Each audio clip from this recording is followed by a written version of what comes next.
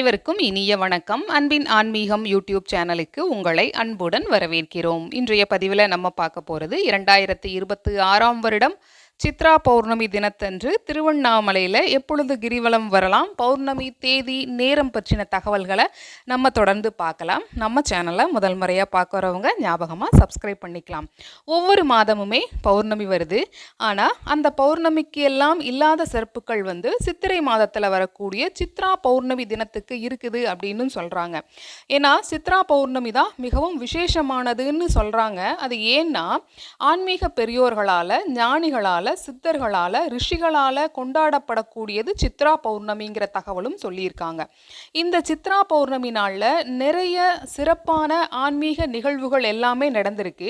அதில் ஒன்று என்னன்னா, தேவர்களின் தலைவனாக இருக்கக்கூடிய இந்திரன் மதுரையம்பதிக்கு அருள்மிகு சொக்கநாத பெருமானை வழிபட்டு சாபம் நீங்க பெற்றார் அப்படின்னு மதுரையம்பதியோட ஸ்தல புராணம் சொல்லுது. இவர் இந்த சாபம் நீங்க பெற்ற தினம் சித்ரா பௌர்ணமி தினம்னும் சொல்லப்படுது.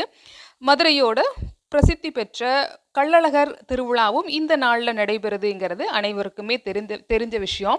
இப்போ 2026ஆம் வருடம் சித்ரா பௌர்ணமி என்னைக்கு வருது அப்படின்னா, மே மாதம் 1 தேதி 1/5/2026, சித்திரை மாதம் 18ஆம் தேதி வெள்ளிக்கிழமையன்று சித்ரா பௌர்ணமி.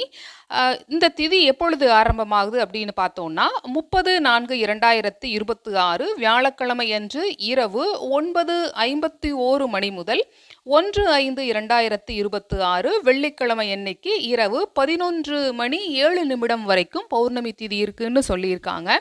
இந்த நேரத்தை திருவண்ணாமலை கிரிவலம் செல்வதற்கு பயன்படுத்தி கொள்ளலாம்ங்கிற தகவலையும் சொல்லியிருக்காங்க. ஏன்னா திருவண்ணாமலை பௌர்ணமி கிரிவலம்ங்கிறது இரவு நேரத்தில் வருவது மிகவும் சிறப்புன்னு சொல்றதுக்கு இன்னொரு காரணம், நிலவு வெளிச்சம் உடலில் படும் பொழுது உடல் தூய்மையடையும், மன ஆரோக்கியம் கிடைக்கும், நோய் எதிர்ப்பு சக்தி கிடைக்கும், நல்ல நேர்மறை ஆற்றல் பெருகுங்கிறதையும் சொல்லியிருக்காங்க. அதனால இந்த நாளை திருவண்ணாமலை பௌர்ணமி கிரிவலத்திற்கு நாம ஞாபகமாக பயன்படுத்திக்கலாம். இது போன்ற ஆன்மீக தகவல்களுக்கு நம்ம சேனலை ஞாபகமாக சப்ஸ்கிரைப் பண்ணிக்கோங்க. உங்களுடைய கருத்துக்களை கமெண்ட் பாக்ஸில் தெரிவிக்கலாம். நன்றி, வணக்கம்.